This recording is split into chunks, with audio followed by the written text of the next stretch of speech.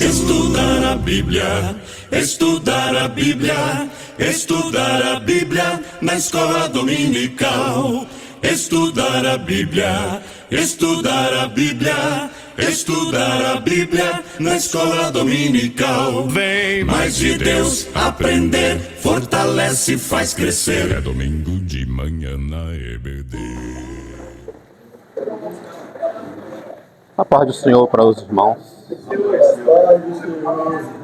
Estamos gratos a Deus por mais esta oportunidade maravilhosa, né, que Ele nos concede de estarmos aqui nesta manhã maravilhosa. Estamos diante de uma oportunidade que o nosso Deus nos concede e nós também, pela misericórdia, né, pastor Moura, soubemos aproveitar esta oportunidade maravilhosa de estarmos aqui. Infelizmente, né, escola dominical é coisa que nem todo mundo gosta. É pouca gente, né, irmão Maurício? É pouca gente que gosta de escola dominical. E não só é aqui, é em todo canto. Todo canto. Então você chegar a uma igreja cheia, uma igreja imensa, mas quando se vai para a escola, sempre é um pequeno número resumido. É um número pequeno, né? Mas damos graças a Deus por Ele nos dar essa oportunidade maravilhosa de estarmos aqui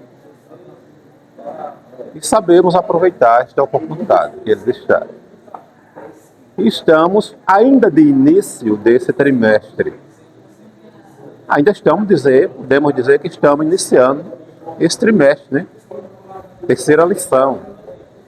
Iremos meditarmos nessa manhã.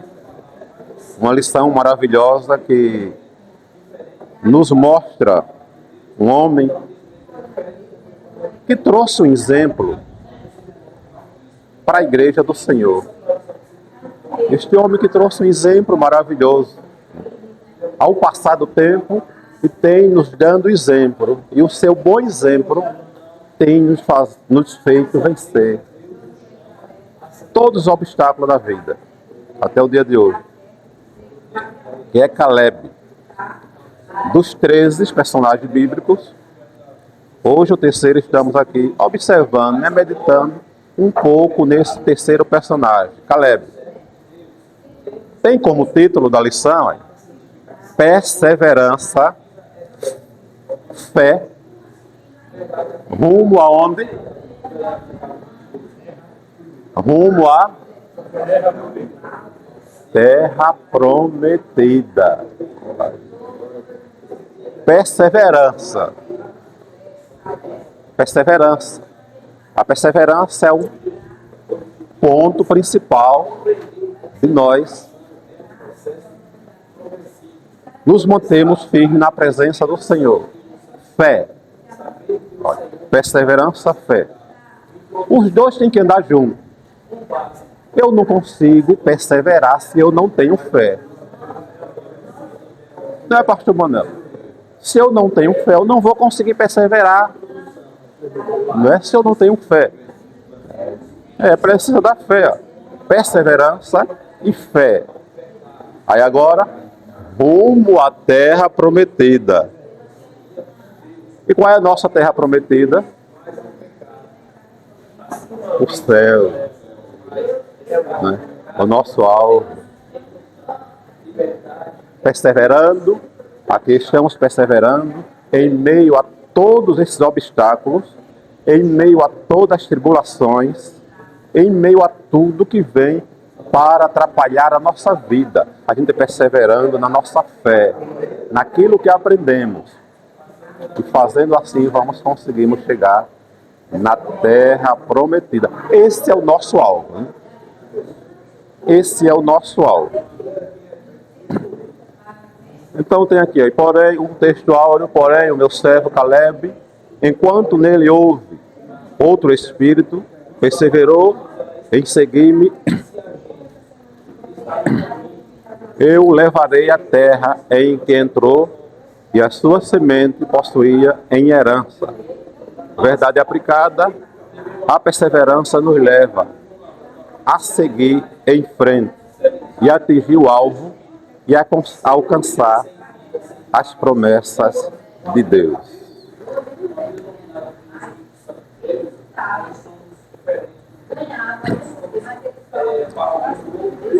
Nós temos aqui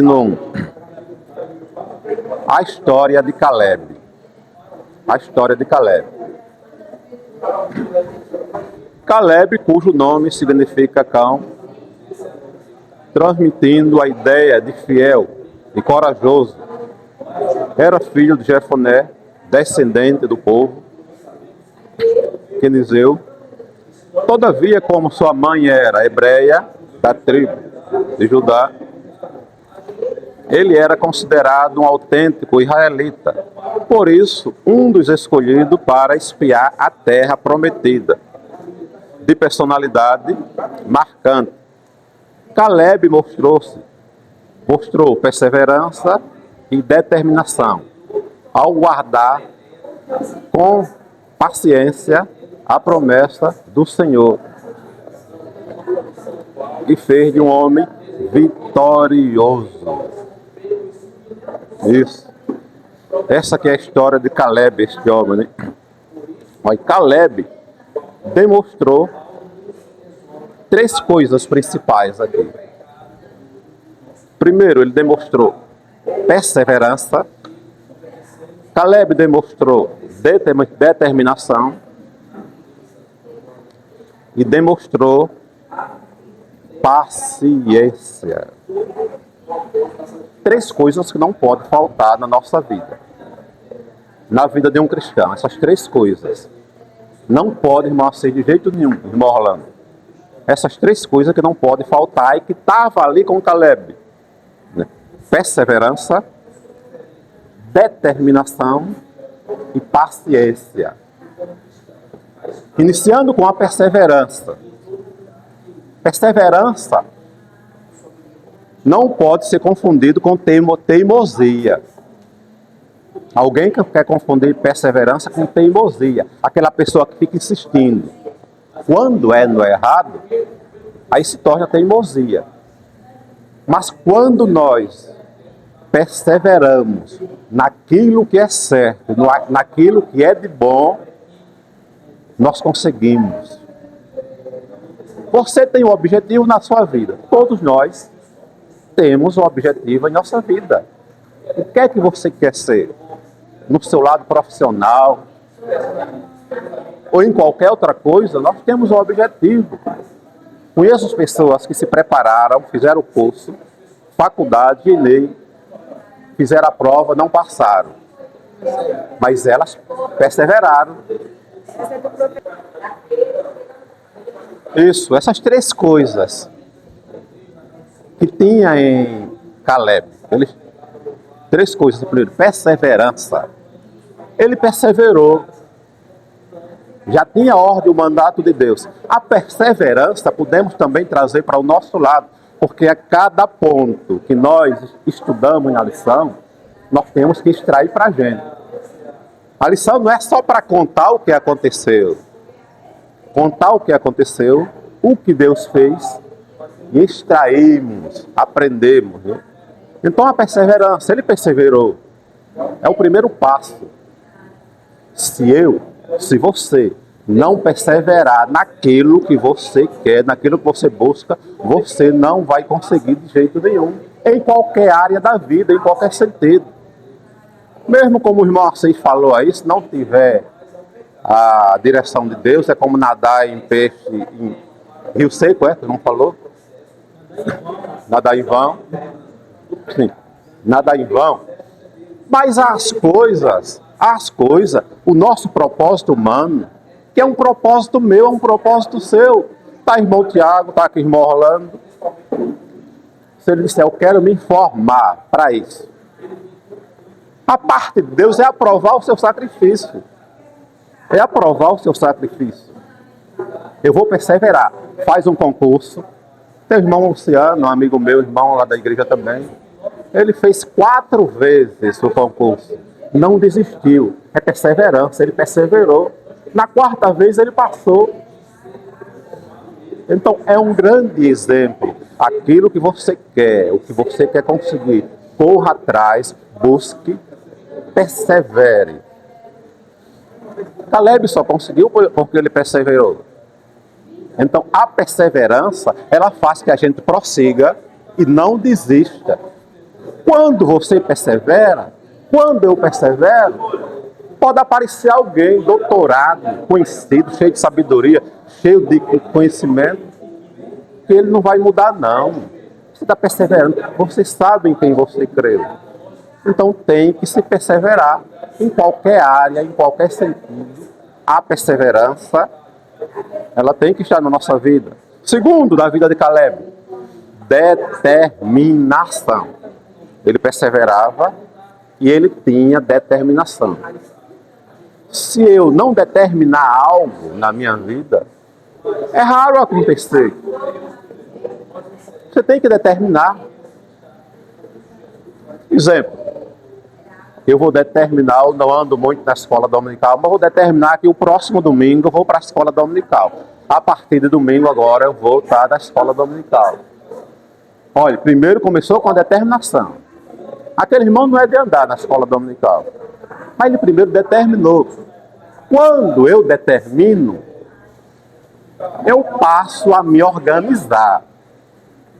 Quando eu determino, eu passo primeiro a me organizar. Sempre nós temos alguma coisa para fazer. A gente trabalha a semana toda, sempre tem alguma a fazer para o domingo, não é isso mesmo? Uma coisinha, outra. Eu não falto o que fazer. Mas como eu já determinei que o próximo domingo eu vou estar na escola dominical, eu agora vou me organizar. O que é que eu tenho que fazer? Durante a semana eu sacrifico um pouquinho do meu tempo à noite, faço aquilo ali, resolvo isso, resolvo aquilo. Aí eu também faço a feira do domingo. Eu vou determinar o quê? Eu costumo dormir às 11, 11h30 da noite ou meia-noite do sábado. Domingo vai ser diferente, eu vou dormir mais cedo. Você já começa determinando que vai dormindo mais cedo, porque você começou com a determinação. Se dormir 11 horas, vai dormir 9h30, 10. Se acordava 8 no domingo, vai se acordar 6. Eu quero ir na feira, comprar o que tinha de comprar, resolver o que eu tinha de resolver, e às 9 horas eu estar aqui na casa do Senhor, na escola dominical. Mas começou com a determinação. Você tem que determinar. E a sua bênção, a sua vitória vai chegar, tem que determinar. Se nós queremos, muitas vezes a gente quer fazer uma viagem no final do ano, para cada um parente, para cada família. Aí chega em cima da hora, quer ir. Não tem dinheiro, está sem condição, está faltando isso, aquilo. Mas se você determinar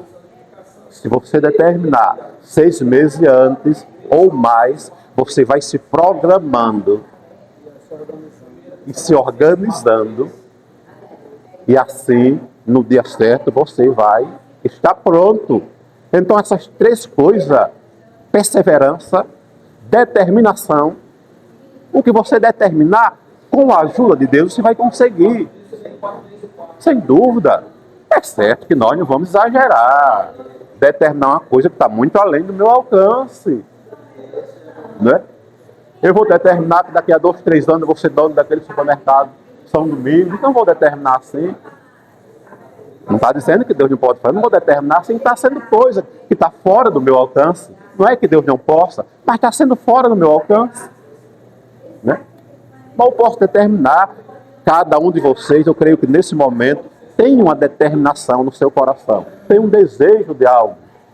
Então coloque em prática esse propósito que você tem, isso que você quer, esse seu objetivo. Coloque em prática. Coloque em prática e com a ajuda de Deus, continue perseverando, continue determinando que você vai conseguir. A terceira coisa que Caleb tinha, se não tiver essa última, vai tudo de água abaixo. Vai tudo de água abaixo. Aqui, ó. Perseverança. Para se conseguir, tem que se perseverar. Determinação. Tem que determinar. Agora a terceira coisa que, se não for paciência. Paciência. Se faltar paciência, vai tudo de água abaixo, pastor Manuel. Se faltar paciência, vai tudo de água abaixo. Tem que fazer como Davi disse. Esperei com paciência. Esperei com paciência no Senhor. Caleb tinha 40 anos quando Deus prometeu dar essa parte a ele da terra prometida. 40 anos.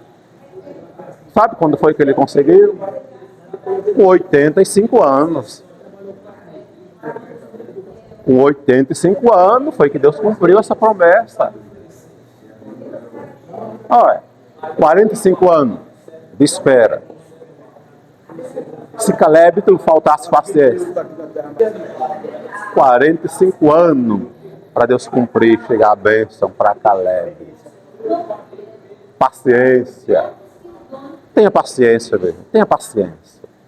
O teu propósito, aquilo que você tem colocado nas mãos do Senhor, tenha paciência, continue perseverando, determinando, que no tempo certo, porque se faltar a paciência, aí eu desisto. E se eu desisto, eu perco. Quantas vezes você chega numa fila para pagar ou receber alguma coisa, ou tentar uma fila de emprego, você olha a fila grande, já aconteceu comigo. Aí eu desisti, Tiago, desisti. Outros que ficaram conseguiram. Por quê? Eu perdi. Porque me faltou a paciência. Então é isso. 3 exemplos. Porque não basta somente, eu vejo por aí pessoas que pegam a lição e lê, diz o que aconteceu só. Diz o que aconteceu, vocês já leram a lição. Você tem que contar o que aconteceu e a cada top, a cada coisa, você aprender, tirar para nós. Se eu disser só que Caleb foi perseverante, Caleb foi perseverante. Eu tenho que mostrar que você tem que ser perseverante também. Nós temos que ter. Se eu disser que ele teve determinação, eu tenho que mostrar que nós também temos que ter determinação. Não é? Paciência. Então, esse é o seguinte: 3 grandes exemplos de Caleb: perseverança, determinação, determinado e teve paciência. Então, que nós possamos perseverar naquilo que estamos querendo, tanto material como espiritual. Sermos determinados e termos paciência, que no momento certo, na hora certa, Deus vai chegar com a nossa bênção, a nossa vitória, e vamos agradecer e glorificarmos a Ele. 1.1. Avançar enquanto outros recuam. Avançar enquanto outros recuam. Caleb avançou enquanto outros recuaram, cheio de pessimismo e incredulidade. Aí Caleb avançou enquanto outros recuaram, cheio de pessimismo e incredulidade. Meus irmãos, Deus tinha prometido para o seu povo que ia dar aquela terra para ele, a terra prometida. A Canaã. Canaã era aquele conjunto de cidades ali. Deus tinha prometido para ele. Moisés escolhe 12 homens. 12 homens para espionar a terra em Canaã. Deus ia dar aquela terra para eles como herança. Ia tomar, tirar daquele povo incrédulo. A terra era boa. Era uma terra próspera. Mas todo rei, todo reinado, quando queria atacar, quando queria ir lá tomar, primeiro ele mandava alguém espia, né, para entrar lá disfarçadamente, fazer o relatório de como que era, observar o exército, se o exército era forte, ver se ele tinha condição ou não, observar o exército, as fortalezas da cidade, se era fácil de entrar, a riqueza da cidade, fazer uma rota de invasão e de fuga. Tinha que observar tudo isso. Aí Moisés manda 12 homens, escolhe 12 homens, escolheu um dos melhores, procurou aqueles homens mais de confiança dele. E no meio dos 12 vai Josué e Caleb. Josué e Caleb. Eles vão como homens de confiança de Moisés para espionar a terra. Entram em terras alheias. Passaram 40 dias lá dentro. 40 dias. Pense, que pressão. Você entrar na terra do inimigo, disfarçado, cada gigante grandão, disfarçado lá dentro. Se descobrisse, morriam. Matavam eles. Para fazer esse relatório. Quando chegaram lá, observaram que realmente a terra manava leite e mel mesmo. Olha. Os frutos eram grandes. Cada batata que era isso aqui, ó. Cada inhame. Se fosse no tempo de hoje, ia ganhar dinheiro, porque o negócio era bom. Os frutos tudo grande. Para você ter uma ideia, um cacho de uva que trouxeram, foi 2 homens para trazer. Será que o negócio era bom lá? Era como se fosse um pé completo. Cada cacho de uva para 2 homens, né? Uma aqui, outra na frente, outra atrás, ela pendurada no pau. A terra ela era boa. Eles ficaram encantados. Meu Deus do céu, mas Caleb, Josué, vamos embora logo para aqui. Tomara que Deus já nos dê essa terra. A coisa aqui é boa. Vamos olhar a feira. Foram para a feira lá. Quando chegaram na feira, ficaram encantados. 40 dias foram para a feira. A feira se faz toda semana. Passaram 40 dias lá, foram para a feira. A gente tem que fazer uma conjectura completa, né, para entrar aqui. Passaram 40 dias. Era uma cidade, era. Era uma cidade e outras cidades ali, eu dizia. Eles passaram lá, chegaram na feira, tudo de bom, cada fruta, cada coisa. Se alegraram ao ver coisas boas e agradáveis. Mas Josué, outros lá, não dá um nome a um outro lá, que os outros 10 a Bíblia não dá o nome. E tu, João, e tu? Olha para ali, olha aquela laranja. Está lá, cada laranja parecia mais um pouco. Tudo era exagerado, tudo grande. Se alegraram, vamos. Acho melhor a gente já voltar e dizer para Moisés que o negócio está bom aqui. Rapaz, vamos ficar mais um pouquinho. Quando eles chegaram mais na frente, viram a sombra. Aquela sombra aqui assim, acho que é isso. Quando olharam aqui, ó, se afastaram para o gigante. Tinha gigante. Eles ainda não tinham visto o gigante. Quando olharam o gigante, meu Deus do céu, misericórdia. Cada bichão aqui, ó. Aquelas espadas. Aí o outro disse, rapaz. Mais na frente lá havia outro gigante. Aí começaram a ver gigante. Quando começaram a ver gigante, aquela primeira visão que eles tiveram da facilidade começou agora a ser coberta pela dificuldade. Ah, não vai dar não pra gente aqui não. Aqui não vai dar não. Olha o gigante, vai dar epá, não. Chegaram mais na frente, viram um exército de gigantes. Até era muito gigante, tudo bem armado. Esquece a macaxeira, esquece isso, esquece aquilo. Vamos voltar. Dizer que aqui não dá pra gente barrear. Vamos voltar a dizer que aqui não dá pra gente barrear.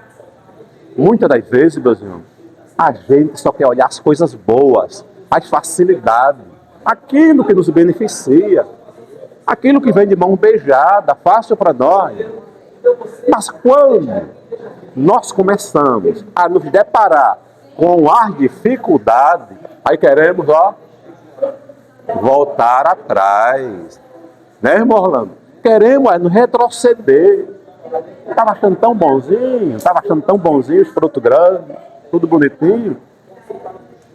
Aí começa a esquecer. Muitas das vezes nós começamos a esquecer aquelas bênçãos que Deus tem nos dado. Como eles esqueceram dos milagres que Deus tinha feito no Egito. Aquelas maravilhas. Vamos embora, tá bom, vamos embora, vamos voltar a dizer para Moisés que não dá certo não. Arrumaram logo as carruagens, tem um negocinho. Vamos embora. Teve outro lá mais ousado. Disse, mas vamos ter que levar alguma prova aqui. Porque Moisés vai chegar a dizer lá que a macaxeira era desse tamanho, a batata era desse tamanho, tudo grande. Vamos levar alguma coisa. pegaram algo menor, algo mais maneiro. Um cacho de uva. Levaram um cacho de uva para mostrar que o negócio era bom. Voltaram arrasados. Voltaram decepcionados. 10, né? 10. Josué e Caleb não. Quando chegaram ao seu acampamento, aí começaram a relatar. Aí Moisés diz, aí como foi? Aí eles começaram a relatar, lá o negócio é bom. Lá a terra, de fato é como você falou, manda leite e mel. Lá tem água, lá tem muito rio, lá a coisa é boa. Agora, porém o quê? Porém, não vai dar para nós não. Por quê? Muito gigante, não vou nem falar, muito gigante bem armado. Muito gigante, dá não. Muitas vezes você reconhece que aquilo é certo. Muitas vezes nós reconhecemos que isso aqui, a atitude do teu irmão, da tua esposa, de qualquer um, é certo. Mas, porém, ele tem aquele outro lado que eu não acho adequado naquele irmão. É o homem de Deus, aquele irmão. Eu gosto dele, é uma pessoa boa, é uma pessoa bem. Mas, porém, eu não gosto desse lado dele. Esqueça o porém. Esqueça o porém. Esqueça esse outro lado. Olhe somente o que é bom. Olhe somente os benefícios. Esqueça o porém, porque esse porém é que vai atrapalhar. Se eu digo que o irmão Orlando é uma pessoa boa, eu gosto dele, ele é assim, ótimo, mas porém ele tem esse defeito. Esse porém vai fazer que eu encubra todo o seu benefício, as suas coisas boas, as suas coisas corretas. Esse porém, viram que a terra era boa, a terra era abençoada, a terra mandava leite e mel, mas porém é cheia de gigantes. Não vai dar para nós. Não vai dar para nós. Aí começaram os 10 homens. Chegou lá na congregação, no meio de todo mundo, e começou a dizer, desista. Desista, vai dar não. Vamos não. Para morreríamos no Egito, pelo menos nosso camarada é pequeno. Estava para a gente lutar de pau a pau. Era todo pequeno, mas já é com gigante. Começaram a desencorajar o povo. Essas são as pessoas pessimistas. Eles eram pessimistas, como diz aqui a lição. Uma pessoa pessimista é aquela pessoa que bota defeito em tudo, bota dificuldade em tudo. Só olha a dificuldade. Ah, aquilo ali não dá não pra gente não, aquilo ali não dá não pra gente não. E o pessimista, além de ele botar dificuldade, dificultar as coisas para ele não se conforma em ser derrotado sozinho. O pessimista, irmão, ele não se conforma, pode observar que é assim. Ele está caminhando para o buraco, para o fundo do poço, mas ele não quer ir sozinho, não. Ele quer levar alguém com ele. Ele quer levar alguém com ele. Ele não quer vir mais para a igreja, sem querer vir mais para a igreja, por motivo dele mesmo. Aí fica procurando alguém para colocar a culpa. O pessimista fica procurando alguém para colocar a culpa. Aí você encontra com ele lá fora, Pai do Senhor, meu irmão, Pai do Senhor, e aí? Porque não lhe vim na igreja, está com 3 semanas, 1 mês. Ah, meu irmão, vou mais não. Aquele fulano de tal, aquele pastor, aquele irmão lá, não dá certo mais não. Irmão fulano já não está indo mais, ele vai fazer por onde tirar você também. Como ele não quer vir mais para a igreja, por sua rebeldia, ele quer tirar pessoas também. Conheço muito, vocês também conhecem. Estão sendo chamados até esse grupo de desengrejados. Desengrejados, né? Não estão vindo mais para a igreja. O desengrejado não precisa ir para a igreja. Essa semana chegou lá no salão um desengrejado. Olha que foi onde foi que ele quis provar na Bíblia que não era para vir para a igreja. Irmão, eu não estou indo para a igreja, mas não sou crente em casa. Sou crente em casa. Olha o que ele citou. Quando Jesus perdoou aquela mulher adúltera, a mulher pecadora, Jesus perdoou ela e disse o quê? Vai para a igreja? Não. Ele disse, vai e não peques mais. Olha, para, rapaz. Jesus não mandou ele para a igreja, disse que não peques mais. Quer dizer, Jesus disse para ela que onde ela estava bom. O desigrejado dizendo para mim. E eu estava com vontade, sabe de quê? Disso aí mesmo que você pensou aí, disso aí mesmo que você pensou. Aí disse, quando Jesus curou o cego Bartolomeu, ele estava onde? Estava na rua, não estava na igreja. Eu digo, irmão, tá bom, pare. Então o pessimista, era aqueles 10 homens pessimistas que estavam com Josué e Caleb, voltaram para desencorajar milhares e milhares de pessoas. Eles queriam desencorajar o acampamento todinho de Israel. Aí quando Caleb vê, Caleb chega cheio de autoridade. Diz a Bíblia que ele grita, diz, parem! Vocês não creem em Deus, não? Nós vamos sim vencer. Nós vamos confiar no nosso Deus Todo-Poderoso. Vamos vencer. Se lembra não do que Deus fez lá do Egito? Aí a Caleb começou a relembrar o povo. Se lembra não do que Deus fez lá no Egito? Com Faraó, era o exército mais poderoso da terra, Faraó. Abriu o mar vermelho ao nosso Deus. E simplesmente porque uns homens são maiores do que nós, aí caiu tudinho. Olha, na opinião do mundo, quem vence é a maioria. Não é isso? Na opinião do mundo, quem vence é a maioria. Formou maioria, né? Vence. Na opinião de Deus é diferente. Não é a maioria que vence, não. Na opinião de Deus, quem vence é aquele que está certo de acordo com a palavra dele. 10 disseram que não ia. 10 disseram que não era para o povo conseguir. Os 10 disseram que o negócio era feio, não vai não, que vai morrer todo mundo. 2 disse ao contrário. Vamos sim, que nós vamos conseguir e ser vitoriosos, porque essa vitória, quem vai nos dar é Deus. Venceu a minoria, porque não é a maioria que vence diante de Deus, é quem está certo. 10 disse que não, 2 disse que sim. E venceram. Por isso, olha, a coragem de Caleb faz com que ele se destaque em meio à incerteza, enquanto o medo paralisou os outros espias de um passo à frente. Olha, agora você vê aí, ó, o grupo dos 12. O grupo dos 12 dividido em 2 grupos agora. Os 12 espias divididos em 2 grupos. 10 com medo, 2 com coragem. Josué e Caleb. A coragem de Caleb fez que ele vencesse. E o medo dos 10 fez que ele retrocedesse. Irmão, é 2 coisas que está para atrapalhar. O medo e a coragem. Olha, o medo, ele serve para atrapalhar e impedir de nós recebermos a nossa vitória. Nossa bênção. O medo. Enquanto que a coragem, ela faz vencer. E você conseguir a sua vitória.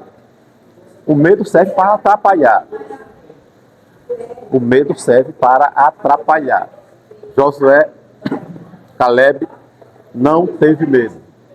Quem tem coragem ou corajoso não significa que não tem medo, não.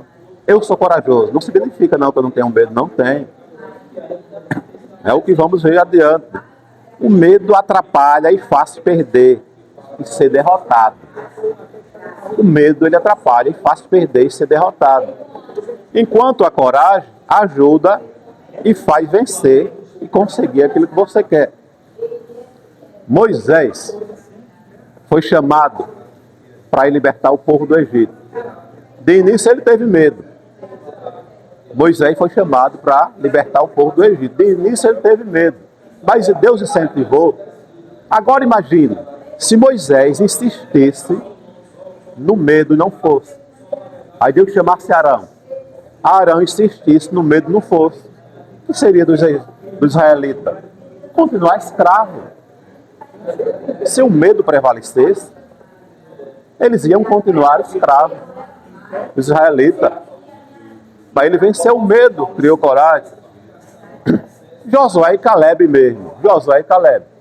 Se eles deixassem que o medo tomasse conta, ia voltar com os 12, com os outros 10.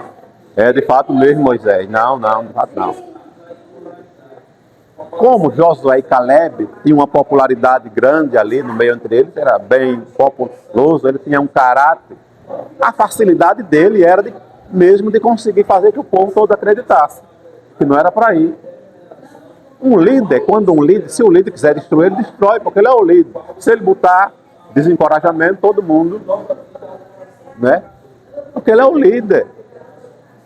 Mas também se ele levantar, aí se Josué e Caleb ficassem com medo, como era que ia conseguir, né?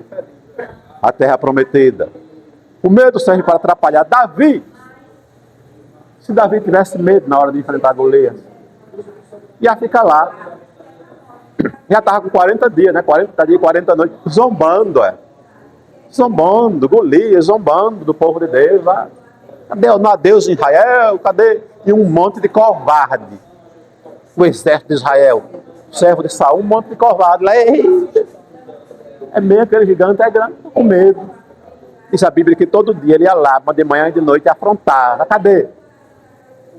Aí chega Davi, cheio do Espírito Santo de Deus e com coragem.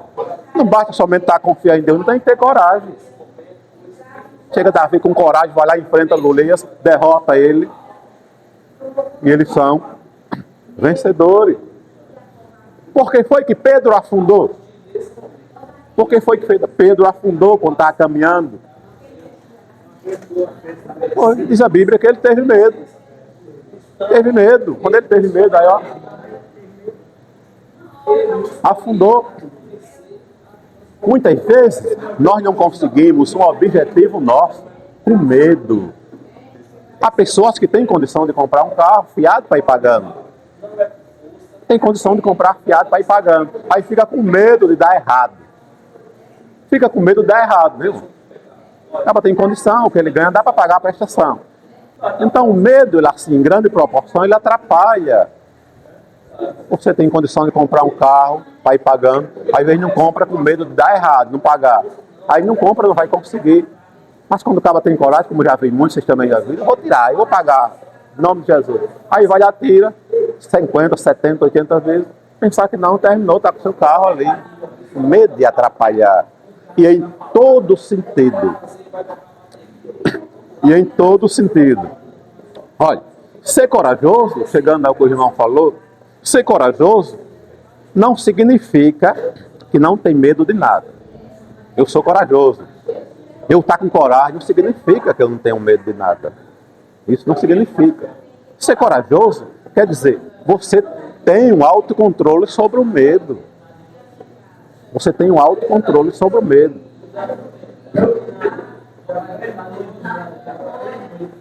O medo, de forma inteligente, ele serve para proteger. O medo de uma forma inteligente, você usando o medo de uma forma inteligente, ele serve para proteger. Em todo sentido. Você pega o seu carro, a sua moto e sai aí no trânsito. Você vai com cuidado, você tem um medo de se acidentar, você tem medo de provocar um acidente. Então, você é aquele medo inteligente. É aquele medo que você vai com cuidado, você vai com atenção. Ele serve para proteger. Um dos exemplos. José do Egito, a mulher de Potifar, deu em cima de José do Egito. Ele disse, não, ele teve medo. Ele teve medo, ele sabia, desejo ele teve como homem. Mas ele disse, não, se eu fizer isso, eu caio em adultério, eu vou perder a minha comunhão com Deus,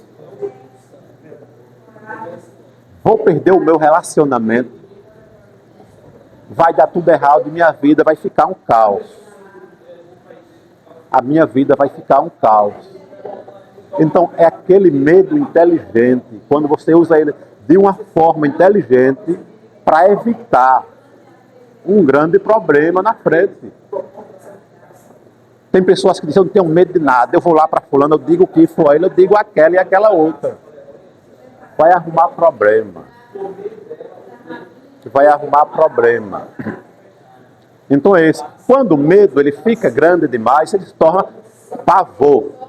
É o que chegou lá aos comandantes do exército, que chegou lá para Israel, lá, diante de Golias. Fica apavorado. O medo em excesso fica apavorado. Por exemplo, a fechadura da porta. Você chega em casa tranquilo, pega aqui a sua chave na fechadura, abre tranquilo.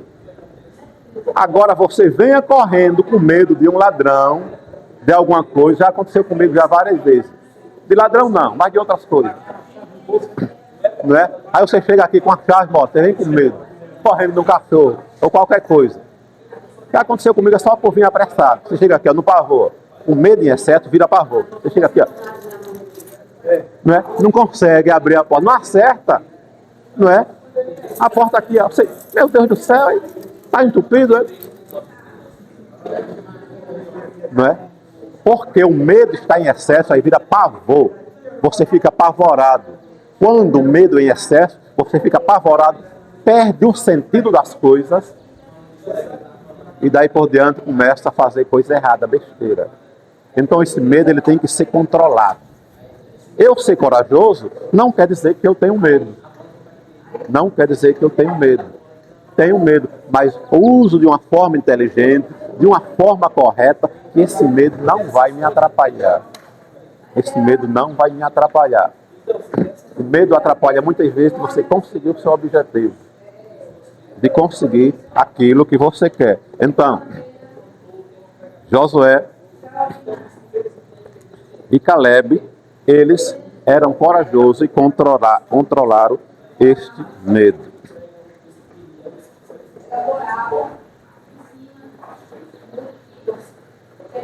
Ponto 2.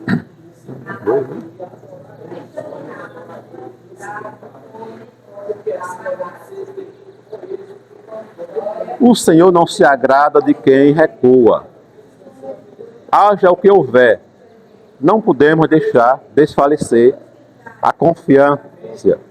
Devemos perseverar em fazer a vontade de Deus, mesmo em situações adversas, ou quando não conseguimos compreender tudo o que está acontecendo. Deus tem promessas ao seu povo. É necessário continuar exercendo a nossa fé, pois andamos por fé e não por vista. O justo viverá pela fé. O Senhor diz que, se ele recuar, a sua alma não terá prazer nele. Quem lança a mão do arado e olha para trás, não é apto para o reino de Deus. Caleb foi um exemplo de visão, coragem, fé e perseverança para conquistar as promessas de Deus para a sua vida. O Senhor não se agrada de quem recua. Deus não se agrada de quem recua. Recuar, de jeito nenhum. Recuar é para os covardes. Recuar é voltar atrás. Recuar é desistir. É desistir. Recuar começa com o desânimo. Começa com o desânimo.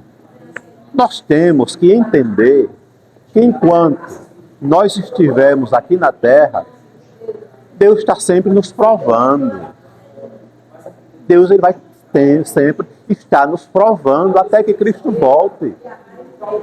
Vai ter momento que nós vamos estar aqui sendo abraçado por todos, querido por todos, tudo dando certo. Mas vai ter momento também que vai ter alguma coisa também que vai me entristecer. Isso é Deus nos provando. Isso é Deus nos preparando, irmão José. Não é? 1.2. 1.2. O Senhor não se agrada dos que recuam. O Senhor ele não se agrada dos que recuam, não. Aqueles 10 ali deixaram Deus triste.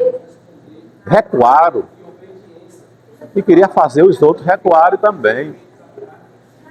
Os 10 recuaram e queria fazer que os outros recuassem também. Quando nós recuamos, nós estamos dizendo, assumindo, assinando a sua derrota. Quando a gente recua, está assinando a derrota. Recua de vir para a igreja. Começa a não querer vir para a igreja por qualquer coisa, por qualquer besteira. Né? Quando nós recuamos, estamos assinando a nossa própria derrota. Em todo sentido, em qualquer sentido. Se você começa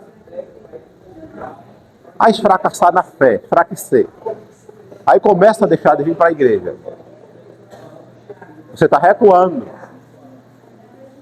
Está recuando da sua fé. E quando, irmão José, eu recuo, nós recuamos, nós atingimos pessoa que está ao nosso lado. Atingimos pessoa que está ao nosso lado. Se eu, como pai de família, se eu tenho meus filhos, minha esposa, aí você começa a recuar sem querer vir para a casa de Deus. Faltando os cultos, seus filhos estão percebendo, sua esposa está percebendo, você faltou a semana toda, o filho termina também ficando sem vir. E você fica sem força para mandar ele ir. E vice-versa. Fica sem força. Porque às vezes a gente não está vindo, quer dizer, não, essa pessoa que está nessa situação não está vindo para a igreja, fraco, mas ele quer que o filho venha, né? Por que ele quer que ele venha? Para ele não ir lá para o mundão e não aprender o que é errado. Ele está fraco, sem querer ir para a igreja, mas ele não fica querendo que o filho não venha, não. Ele quer que o filho venha, com medo dele cair no mundo. Mas ele não tem força de mandar. Mas se ele insistir com o filho vai falar. Se ele insistir em ficar mandando e não for, o filho vai dizer: pô, o senhor não está indo. Não está indo, porque está querendo que eu vá. Não tem nem força. Então, recuar jamais, em qualquer sentido. Então, sempre lembre-se, durante a semana, no que você for fazer, estiver fazendo, der vontade de recuar, de desistir, lembre da nossa lição. Recuar, não. Recuar é para os derrotados. Eu aprendi através da palavra de Deus que eu não posso recuar, que desagrada a Deus, vai me prejudicar e prejudicar também o meu próximo, o meu parente, né? A sua família. Pois é, então sempre lembrando, durante todos os dias da nossa vida, recuar jamais. Só prosseguir. Com a ajuda de Deus, só prosseguir. Recuar não. Então recuar jamais só traz problema e desgraça. 1.3. Falta de visão no reino. A timidez e a covardia entraram no coração da maioria dos espias, que se considerou inferior pela falta de fé. Esqueceram o comandante que era o Senhor dos exércitos. A covardia entrou no coração da maioria dos espias, que considerou ser inferior pela falta de fé. Os espias, tá vendo? A covardia entrou no coração deles. Se considerou-se inferiores pela falta de fé e pela falta de visão. A falta de visão. Quando acontece a falta de visão na gente, a gente começa somente a ver as coisas com os olhos materiais. somente a ver as coisas com os olhos materiais. Como aconteceu com os 10 espias. A falta de visão nele. Começaram a ver somente as coisas materiais. Quando eles olharam, eles viram o quê? Dificuldade. Viram gigantes. Homem armado. Homens invencíveis. Começaram a olhar somente com essa visão. Aí logo entrou a covardia no coração dele, como diz a nossa lição. Eles deixaram agora de olhar com um olhar espiritual. Se eles olhassem com um olhar espiritual, eles iam lembrar: nós somos povo de Deus, que vivíamos escravos no Egito, a maior potência da terra. Eles iam lembrar daquelas 10 pragas que Deus mandou para o Egito, que destruiu. Eles iam ter essa visão de lembrar que Deus abriu o mar vermelho. E eles passaram a pé enxuto. Então, como diz aqui, eles se acovardaram. Quando você começa a esquecer de tudo de bom que Deus fez contigo, conosco, logo você está se acovardando. Logo nós estamos acovardando. Porque nós temos esse hábito de olharmos no presente somente algo que está dando errado. Alguma coisa que está dando errado na nossa vida agora. E esquecemos das maravilhas que Deus fez conosco no passado. Quem foi que nunca recebeu uma bênção de Deus aqui? Todos receberam. Quantas bênçãos você já recebeu de Deus, que já agradeceu tanto a eles por essas bênçãos? Quantas vezes você não já viu os irmãos subir no púlpito e dizer: estou agradecendo por uma bênção grande que Deus me deu? Muitas, rapaz, livramentos, todos. Muitas. Tantas bênçãos que a gente recebeu de Deus, tanta coisa boa durante esta vida até agora. Aí agora, porque às vezes algo não está dando certo, alguma coisa está dando errado, a gente esquece de todas as maravilhas que Deus já fez conosco. Queremos que apenas isso que está dando errado, esse momento que estamos passando por um momento difícil, queremos encobrir todas as maravilhas que Deus já fez conosco. Não, como diz a lição aqui, isso é covardia. Os espias esqueceram. Aqueles 10 espias, eles foram covardes, porque esqueceram tudo de bom, todas as bênçãos que Deus tinha feito com eles. Esqueceram tudo. Então que nós também possamos, de agora em diante, depois de meditarmos, relembrarmos, que nós já sabemos, de relembrarmos nessa lição, que um problema atual que está acontecendo comigo hoje não pode me fazer querer desistir, porque centenas de solução, de bênção, Deus já me deu. E eu não vou esquecer mais não, por um simples problema que está passando comigo hoje. E lembrando-se, esses problemas vêm para edificar nossa fé, para que estejamos sempre preparados. Porque se Deus nos deixar à vontade, a gente vamos ficar relaxado e terminamos saindo da sua presença.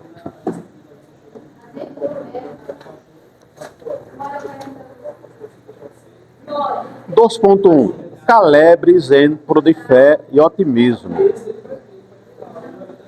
Caleb, um exemplo de fé e otimismo. Fé, como nós já falamos, fé, ele deu esse exemplo de fé para a gente. E otimismo. O que é otimismo? Otimismo é aquela pessoa otimista que sempre vê facilidade. O otimista sempre vê facilidade. O negócio está difícil, ele não olha por esse lado. Ele só olha que vai conseguir. Caleb era optimista, esse exemplo de fé e otimismo. Fé ele já cria. Ele olhou lá, viu gigantes, cidade fortificada, mas ele disse: não, isso é besteirinha, isso é fichinha para o meu Deus. Isso é fichinha para o meu Deus. Ele era otimista, ele nos deu esse exemplo de fé. otimista. Então, nós temos que ser otimistas. Não olhar para a dificuldade. Não olhar para o empecilho. Não olhar para aquela pedra que está na frente. Olhar somente para o que vai dar certo. Eu sei que é difícil. Aquilo ali que eu estou correndo atrás, eu sei que é difícil. Mas eu vou conseguir porque Deus está comigo. Vai aparecer alguém sempre para desanimar. Sempre aparece alguém. Sempre tem que ter. E a Bíblia diz que o diabo ele está ao nosso derredor, rugindo como um leão, para nos tragar. Isso é em todo sentido. Se o diabo vê que você está firme num propósito, se o diabo vê que o irmão Tiago, qualquer um de nós aqui está firme no propósito, ele vai tentar usar alguém para desanimá-lo. Vai chegar a pessoa com palavra ao contrário para desanimá-lo.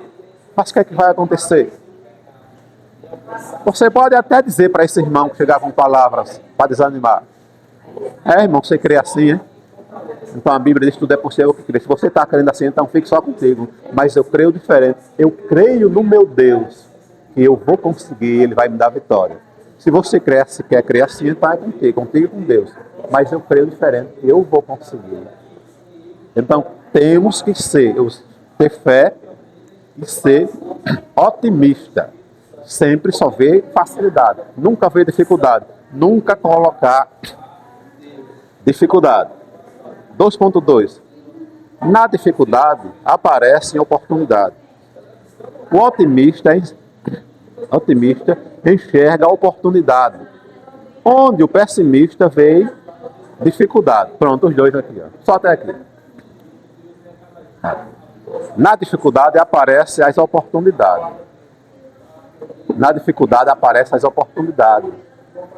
E quando as oportunidades aparecerem, nós temos que aproveitar.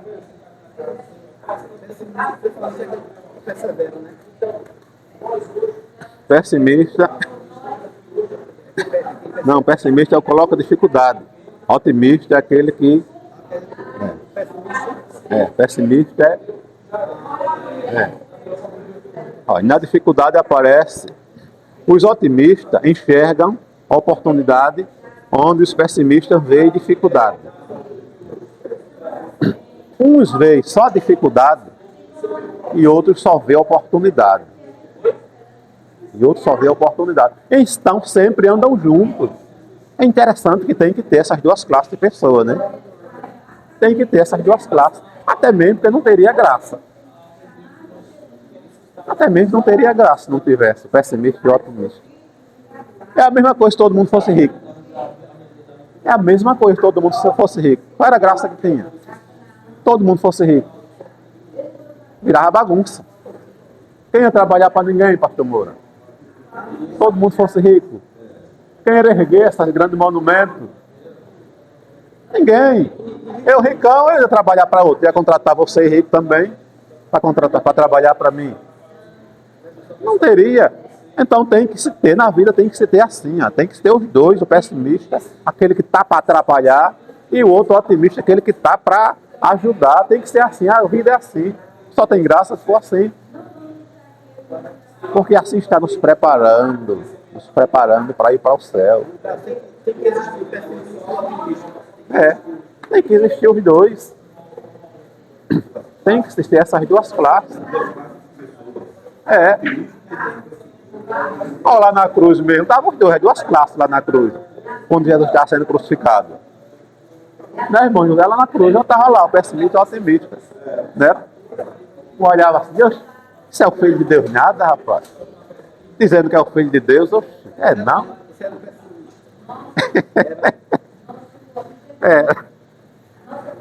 O pessimista, coloca dificuldade.